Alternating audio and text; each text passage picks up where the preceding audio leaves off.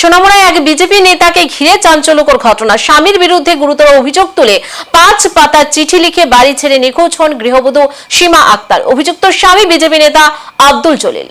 পরিবার সূত্রে জানা যায়, গত প্রায় 13 বছর আগে সোনামুড়া থানাধীন উরমাই এলাকার বাসিন্দা আব্দুল আজিজের মেয়ে সীমা আক্তারের বিয়ে হয় সোনাপুর এলাকার বাসিন্দা আব্দুল জলিলের সঙ্গে।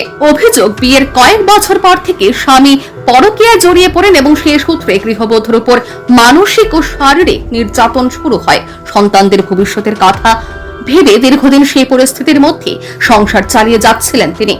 পরিবারের দাবি, প্রায় 20 দিন আগে নতুন করে বিরোধের সূত্রপাত হয়। অভিযোগ করা হয়, স্বামীর বোন সীমা আক্তারের কাছে একটি সোনার বিস্কুট রেখে যান এবং কয়েকদিন পর সেটি চুরি হয়েছে বলে দাবি করা হয়। এরপর সীমা আক্তারের কাছে প্রায় 17 লক্ষ টাকা জরিমানা দাবি করা হয় বলে অভিযোগ। এই ঘটনার জেরে মানসিক চাপ আরো বাড়তে থাকে বলে দাবি পরিবারের। পরিবার সূত্রে জানা যায়, গত 8 মার্চ সন্ধ্যায় সীমা আক্তার 5 পাতার একটি চিঠি লিখে বাড়ি থেকে বেরিয়ে যান। এরপর থেকে তার আর কোনো খোঁজ মেলেনি। চিঠিতে স্বামীর পরকীয়া সহ দীর্ঘদিনের নির্যাতনের অভিযোগ উল্লেখ রয়েছে বলে দাবি পরিবারের সদস্যদের। ঘটনার পর পরিবারের পক্ষ থেকে সোনামুড়া পুলিশ স্টেশনে নিখোঁজ ডায়েরি দায়ের করা হয়েছে। পরিবারের অভিযোগ, স্বামীর পরিবারের নির্যাতনের কারণেই তাদের মেয়ে নিখোঁজ হয়ে গেছেন।